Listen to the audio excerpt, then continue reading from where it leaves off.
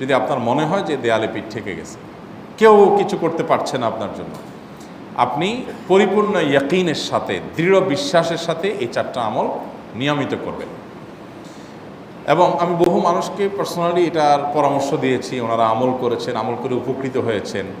এরকম বহু মানুষ আছেন, বৃদ্ধ মানুষ, বাবা ক্যান্সারে আক্রান্ত হয়েছেন অনেক দেরিতে, আল্লাহ তাআলা অলৌকিকভাবে সাহায্য করেছেন। হ্যাঁ, কখনো যদি আল্লাহ তাআলা এই আমলগুলো করার পরও আমার বিপদ দূর না করেন, তাহলে হয় আমার আমলের মধ্যে কোনো ত্রুটি ছিল, অথবা আমার এই বিপদ দূর না হওয়ার মধ্যে আমার জন্য কোনো কল্যাণ নিহিত ছিল। আল্লাহ তাআলা আমার দোয়া কবুল করে যে উপকার হতো তার চেয়ে বেটার কিছু হয়তো আমাকে দিবেন, এই ইয়াকিন একজন ইমানদারের থাকবে। সেই 4টা আমলের 1 নম্বর হলো ইস্তেগফারের আমল। ইস্তেগফার, আপনি ফেসে গেছেন কোনো জায়গায়, কোনো উপায় পাচ্ছেন না, আপনি ইস্তেগফার করতে থাকেন।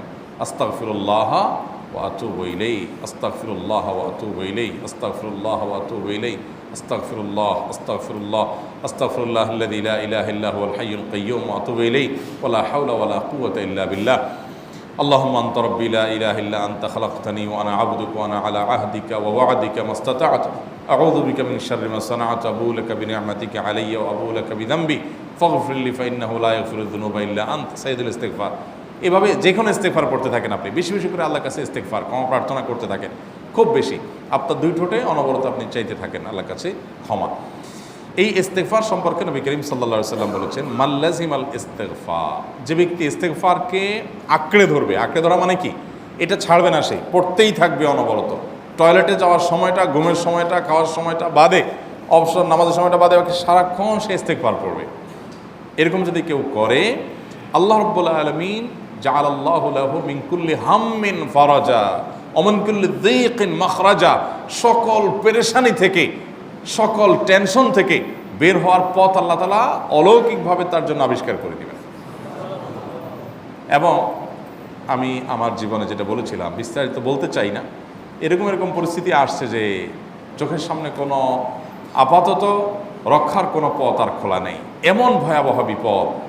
ইস্তেগফার করতে করতে এমনভাবে আল্লাহ তাআলা সাহায্য করেছেন যে এটা কল্পনা করলেও মনে হয় যে স্বপ্নের মতো। কিভাবে এখন এই লোক এই জায়গায় আসলো আমার সাহায্যের জন্য, এই লোক তো এটা আমি এই জায়গায় আসার কথা না, টিকুনি এসে হাজির হয়ে গেলেন এবং উপকারটা, আমার সমাধানটা হয়ে গেল সমস্যা।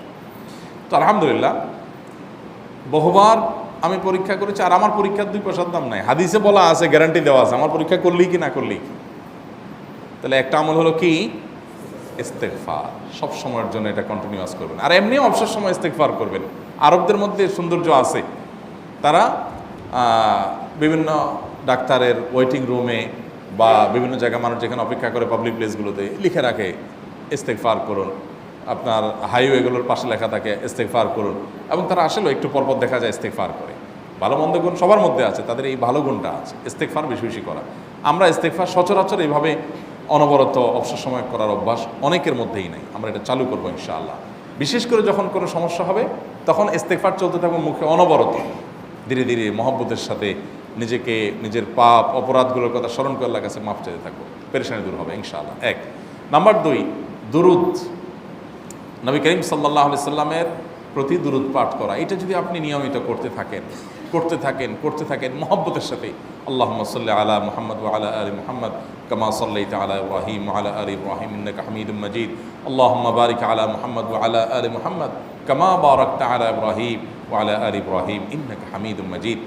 আপনি একবার ছোট দুরূদ যদি পড়েন, সাল্লাল্লাহু আলাইহি ওয়াসাল্লাম, সাল্লাল্লাহু আলাইহি ওয়াসাল্লাম, আল্লাহুম্মা সাল্লি আলা মুহাম্মদ ওয়া আলা আলি মুহাম্মদ, শুধু এইটুকু পড়েন। জাযাল্লাহু আন্না মুহাম্মাদাম মা হুয়া আহলু, শুধু এইটুকু পড়েন। আপনি এভাবে যেই কোনো দুরূদ নবী করিম সাল্লাল্লাহু আলাইহি ওয়াসাল্লামের প্রতি যদি পড়েন এবং পড়তে থাকেন অনবরত, ইস্তেগফারের পাশাপাশি দুরূদের ক্ষেত্রে নবী করিম সাল্লাল্লাহু আলাইহি ওয়াসাল্লাম বলেছেন যে এইটা তোমার জন্য যথেষ্ট হয়ে যাবে। তুমি যদি আল্লাহর কাছে আর কোনো দোয়া করতে না পারো, শুধু দুরূদটা পড়ো, তোমার সব পেয়ে যাবে, কিচ্ছু লাগবে না। এক সাহাবী বলছেন, রাসূলুল্লাহ, আমার দোয়ার মধ্যে দুরূদ কত পার্সেন্ট রাখবো? আমি তো আমার অনেক কিছু আল্লাহর কাছে চাইবো, দুরূদ মানে তো নবীজির জন্য দোয়া, মানে আমার জন্য তো আমি দোয়া করবো, আপনার জন্য দোয়া কত পার্সেন্ট করবো?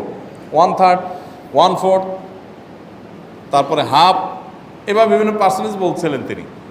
নবী করিম সাল্লাল্লাহু আলাইহি ওয়াসাল্লাম বলেছেন যে হ্যাঁ, এর বেশি করতে পারলে আরও ভালো, আরও ভালো। তো ভদ্রলোক এর বেশি, ওই সাহাবী রাদিয়াল্লাহু তাআলা আনহু, তিনি এর বেশি বাড়াতে একটা পর্যায়ে বলছেন যে আমি সব দোয়া আপনার জন্য করি। নবী করিম সাল্লাল্লাহু আলাইহি ওয়াসাল্লাম বলেছেন, তাহলে তোমার আর কোনো দোয়াই করতে হবে না, এর মধ্যে সব দোয়া চলে আসবে। কারণ আপনি যদি বলেন আল্লাহ আপনার নবীর প্রতি আপনি রহমত নাজিল করেন, আপনার নবীর প্রতি আপনি শান্তি নাজিল করেন, আপনি যেটা দোয়া করেন, তো আল্লাহকে আল্লাহর নবীর প্রতি আপনি রহমত নাজিল করতে বললে আল্লাহ তাআলা আপনার প্রতি রহমত নাজিল করবেন কি করবেন না? আপনি কাউকে খুশি করতে চান, কার কাছ থেকে কিছু আদায় করতে চান, তার ছেলেটারে যদি হাদিয়া তোহফা দেন, আদর যত্ন করেন, তো বাই ডিফল্ট অটোমেটিকলি ওই লোকের সিম্পেথি আপনার দিকে আসবে কি আসবে না? চোখ বন্ধ করে আসবে। তো আল্লাহর নবীর জন্য যখন আপনি দোয়া করবেন তখন আল্লাহ তাআলা আপনার প্রতি রহমত নাজিল করবেনই, এটা নবী সাল্লাল্লাহু আলাইহি ওয়াসাল্লামের ওয়াদা। যেই কোনো পেরেশানি, তিনি আরও বলেছেন যদি কেউ দুরূদের আমল করে নিয়মিত, আল্লাহ রাব্বুল আলামিন তার সকল পেরেশানির জন্য যথেষ্ট করে দিবেন। এই আমলটাকে সবগুলো দূর করার জন্য যথেষ্ট হয়ে যাবে। এই দুরূদের আমলটা আমি দেখেছি সুবহানাল্লাহ গুলির মতো কাজ করে। আজকের ঘটনা, এক ভদ্রলোক সকালে একটা টেলিভিশন চ্যানেল, বেসরকারি চ্যানেলে প্রোগ্রাম শেষ করে নামছিলাম লিফটে, তো উপস্থাপক উনি বলছিলেন যে ভাই মানে দুরূদের আমল পড়ে আমি কিছুদিন আগে একটা ইয়াতে মানে এমন একটা অবস্থা যে এইটা থেকে বের হওয়ার কোনো পথ আর নাই, শুরু করলাম দুরূদ অনবরত, এরপরে আল্লাহ তাআলা আমাকে এমনভাবে উদ্ধার করলেন আমি কল্পনাও করতে পারিনি। আলহামদুলিল্লাহ এই আমলগুলো করে অনেক ভাইরা আমাকে অভিজ্ঞতা জানাইছেন যে আলহামদুলিল্লাহ তাদের অভিজ্ঞতা অলৌকিক। হ্যাঁ, ওই যে বললাম কখনো যদি আল্লাহ তাআলা আপনার দোয়া কবুল না করেন তাহলে হয় আমার ত্রুটি আছে, আর না হলে আমার জন্য আল্লাহ তাআলা এর চেয়ে বেটার কিছু রেখেছেন, আমি সেই ইয়াকিন রাখবো ইনশাআল্লাহ বিইذنিল্লাহ। আর এই দোয়াতের সমাধান হবেই হবে, সে বিশ্বাস থাকতে হবে। নবী করিম সাল্লাল্লাহু আলাইহি ওয়াসাল্লাম বলেছেন, হাদিসে কুদসিতে আল্লাহ বলেছেন আনা ইনদাযান্নি আবদি বি, বান্দা আমার প্রতি যেমন ধারণা করে আমি তেমন আচরণ করি। আপনি যদি চিন্তা করেন করে দেখি হয় কি না, দেখি ট্রাই করি, তাহলে ওই আল্লাহ তাআলা বলবেন ঠিক আছে দেখতে থাক। আপনি যদি ইয়াকিন করেন যে না নবী করিম সাল্লাল্লাহু আলাইহি ওয়াসাল্লাম যে বলেছেন অতএব সেটা হবেই, আর আল্লাহ রাব্বুল আলামিনের কাছে আমি ওইভাবেই চাবো যে আল্লাহ দিবেনই, আমি নিয়েই ছাড়বো, ইনশাআল্লাহ গুলি মিস হতে পারে, আপনার দোয়া মিস হবে না। ওই ইয়াকিন, ওই ঈমান আমার মধ্যে আনতে হবে, চেষ্টা করবো তো ইনশাআল্লাহ। তাহলে দুইটা আমল হলো, ইস্তেগফার আর দুরূদ। 3 নম্বর আরেকটা আমল হলো দোয়া ইউনুস। দোয়া ইউনুস, লা ইলাহা ইল্লা আনত সুবহানাক ইন্নী কুনতু মিনাজ জালিমিন। বেশি বেশি পড়তে থাকবেন, যখন বিপদে পড়বেন ইস্তেগফার আর দুরূদ পড়বেন সবচেয়ে বেশি, আর মাঝে মধ্যে দোয়া ইউনুস, লা ইলাহা ইল্লা আনত সুবহানাকা ইন্নী কুনতু মিনাজ জালিমিন। আল্লাহ সুবহানাহু ওয়া তাআলা কোরআনে কারিমে এই দোয়ার পরে বলেছেন ওয়াকাযালিকা নুনজিল মুমিনিন।